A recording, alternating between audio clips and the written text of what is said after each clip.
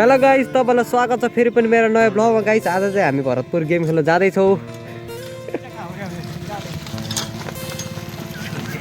अनि आज हाम्रो केटाहरू आउँदैछ, हाम्रो प्लेयरहरू, हाम्रो भाइहरू पनि खेल्न जान आँटेछ।